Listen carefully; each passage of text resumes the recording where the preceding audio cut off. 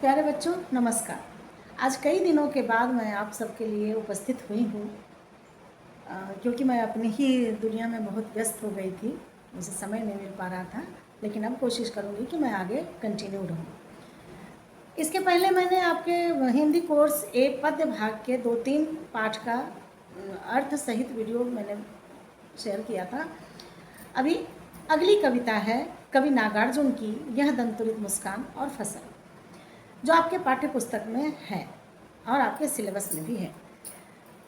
तो सबसे पहली कविता है कवि नागार्जुन की यह दंतुरित मुस्कान। ये कविता पढ़ने से पहले नागार्जुन के बारे में हम थोड़ी सी संक्षिप्त जानकारी ले लेंगे। कवि नागार्जुन का जन्म बिहार के दरभंगा जिले में हुआ था। स्वभाव से वो घुमक्कड़ प्रवृत्ति के थे। कभी वह एक जगह टिक कर नहीं रहते थे। अपनी इसी घुमक्कड़ प्रवृत्ति के कारण उन्हें यायावर का भी नाम दिया गया। अब ये जो कविता है यह दंतुरित मुस्कान, इसमें कवि ने उस नवजात शिशु का वर्णन किया है जो जन्म के कुछ समय पश्चात जिनके दांत निकलने लगते हैं और उस समय शिशु थोड़ा थोड़ा मुस्कुराना शुरू कर देता है।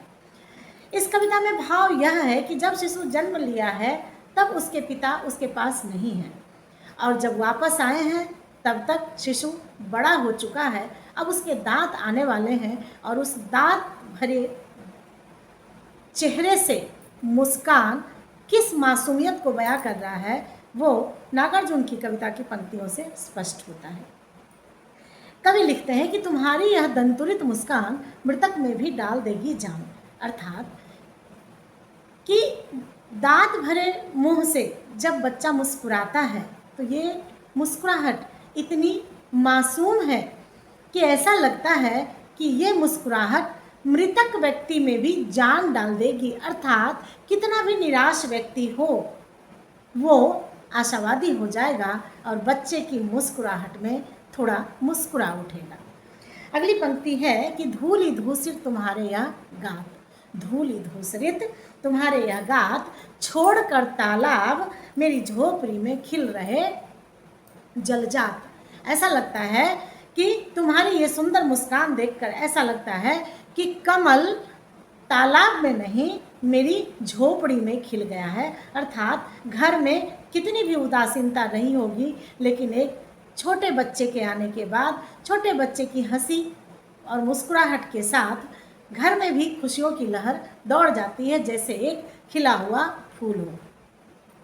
अगली पंक्ति में वो लिखते हैं कि परस पाकर तुम्हारा ही प्राण, अर्थात परस मतलब पत्थर, पिघल कर जल बन गया होगा कठिन पाषाण। कवि कहते हैं कि तुम्हारी मुस्कुराहट से पत्थर भी पिघल कर जल बन गया होगा।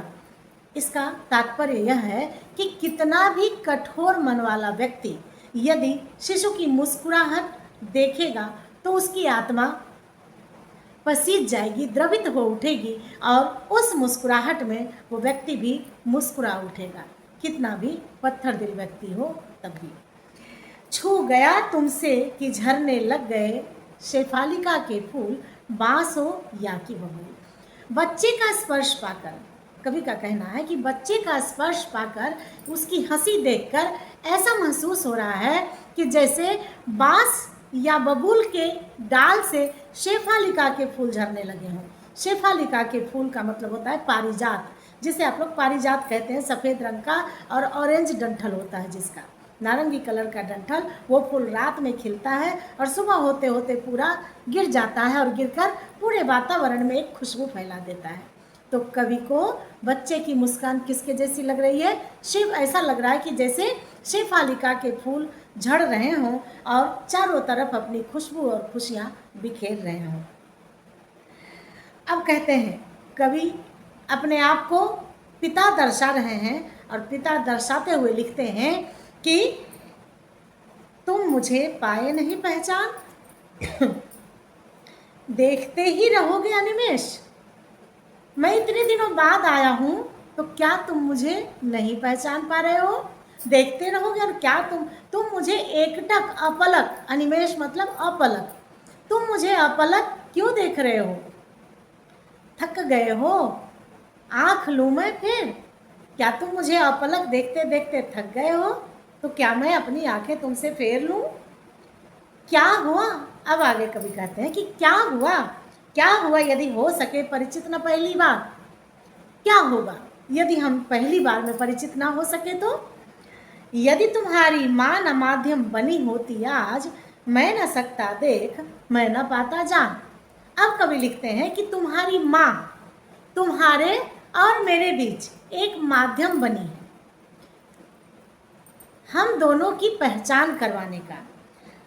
यदि तुम्हारी माँ माध्यम न बनी होती तो मैं आज तुम्हें नहीं देख सकता और मैं तुम्हें नहीं जान पाता। तुम्हारी यह दंतुरित मुस्कान भी मैं नहीं देख पाता और मैं इसे नहीं जान पाता। धन्य तुम, अब कवि लिखते हैं कि धन्य तुम और धन्य तुम्हारी माँ। धन्य तुम, माँ भी तुम्हारी धन्य, अर्थात तुम भी धन्य और तुम्हारी माँ भी धन्य।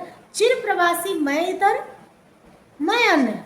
चिर प्रवासी, चिर मतलब हमेशा, हमेशा प्रवासी, यात्रा पर रहने वाला एक मैं हूँ जो अन्य हूँ, दूसरा हूँ। इस अतिथि से प्रिय तुम्हारा क्या रहा संपर्क? अपने आप को कभी अतिथि बताते हैं और बच्चे को प्रिय से संबोधित करते हैं। कहते हैं कि हे प्रिय, इस अतिथि से तो तुम्हारा कोई संपर्क ही नहीं रहा। उंगलियां माँ की कराती रही तुम्हें मधुपर्क। माँ की उंगलियां ही तुम्हें मधु मतलब शहद, शहद का पान करवाते रही। छोटे बच्चे को दूध के अलावा शहद भी चटाया जाता है उसके स्वास्थ्य वर्धन के लिए। तो वही कवि लिखते हैं कि मैं चिर प्रवासी, मैं अन्य हूँ, लेकिन तुम्हारी माँ तुम्हें हमेशा मधुपर्क करवाती रही है, शहद का पान करवाती रही है। देखते तुम इधर कनखी मार, मतलब इस तरह से, ऐसे देख रहे हैं सामने पर बगल का नज़ारा पूरा हम देख पा रहे हैं, उसे कनखी से देखना बोलते हैं। तो कवि लिखते हैं कि देखते तुम इधर कनखी मार और होती जबकि आंखें चार। पहले तुम नजरें झुकाकर इधर उधर देखते हो और जब मेरे साथ तुम्हारी आंखें चार होती है, अर्थात मेरी नज़रों से जब तुम्हारी नज़रें मिलती हैं, तब तुम्हारी दंतुरित मुस्कान मुझे लगती है बड़ी ही छविमान। तब जब हम दोनों की आंखें मिल जाती है, तब जो तुम ये दंतुरित मुस्कान बिखेरते हो, तब मुझे वो बहुत ही प्यारी, बहुत ही सुंदर लगती है। सारांश यह है कि इस कविता के माध्यम से कवि ने एक छोटे दांत आने वाले बच्चे की मुस्कान का वर्णन किया है और कवि कहते हैं कि छोटे बच्चे की मुस्कान इतनी प्यारी, इतनी मोहक और इतनी निश्चल होती है कि इसमें कितना भी पत्थर हृदय व्यक्ति हो उस मुस्कान के वश में हो जाता है और छोटे बच्चे को प्यार करने लगता है। कभी अपने आप को यहाँ पर अन्य पराया बता रहे हैं और कहते हैं कि यदि बच्चे की माँ न होती तो पिता और पुत्र के बीच में संबंध ही नहीं बन पाता और जान ही नहीं पाता, मैं तुम्हारी दंतुरित मुस्कान देख ही नहीं पाता। कवि अपने छोटे बच्चे शिशु की दंतुरित मुस्कान देखकर पूरी दुनिया भूल गए हैं और वो ऐसा कह रहे हैं कि ऐसा लग रहा है कि कोई कमल हमारी झोपड़ी में आकर खिल गया है। आशा करती हूँ कि इस कविता का अर्थ आपको समझाने में मैं सफल हुई होंगी। धन्यवाद। आपके पाठ्य पुस्तक में दी गई कवि नागार्जुन की दूसरी कविता है फसल। हम सभी जानते हैं कि एक फसल को पूरी तरह लहलहाने के लिए किन किन चीज़ों की ज़रूरत होती है।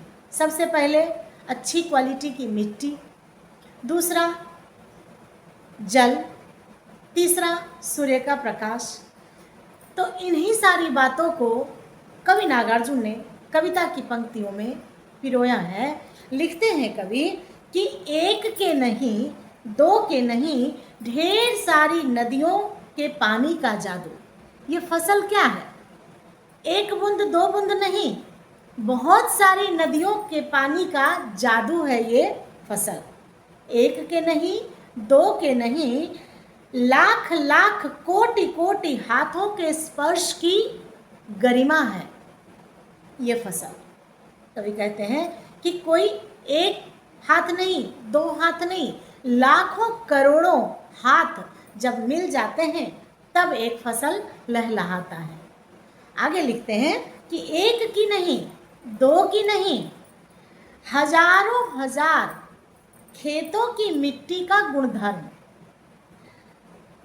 क्या लिखते हैं कि एक नहीं, दो नहीं, हजारों हजार खेतों की मिट्टी का गुणधर्म। गुणधर्म मतलब मिट्टी की क्वालिटी, उसकी विशेषता। फसल क्या है? आगे लिखते हैं कवि कि फसल क्या है। प्रश्न, स्वयं वो प्रश्न कर रहे हैं कि फसल क्या है।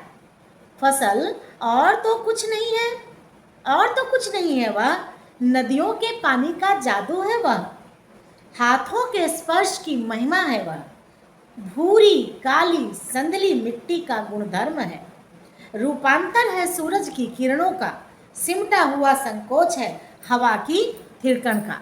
इस कविता के माध्यम से कवि ने एक लहलहाते हुए फसल की महिमा का वर्णन किया है कि फसल कब लहलहाता है, जब बहुत सारे पानी की क्वालिटी उस फसल में जाती है। और क्या है, बहुत सारे लाखों करोड़ों हाथ मिलके जब मेहनत करते हैं तब फसल लहलहाता है। तीसरा क्या उसका तत्व है, जब सूर्य का प्रकाश सही ढंग से पड़ता है तब वह फसल लहलहाता है, और जब हवा भी उसे पर्याप्त रूप में मिलती है तब कोई फसल लहलहाता है। तो एक फसल के लहलहाने में कितनी सारी चीज़ें काम आती है।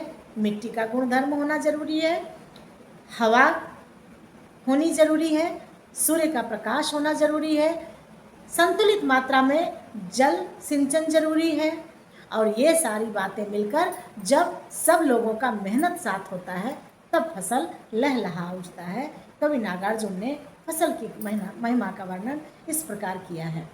धन्यवाद।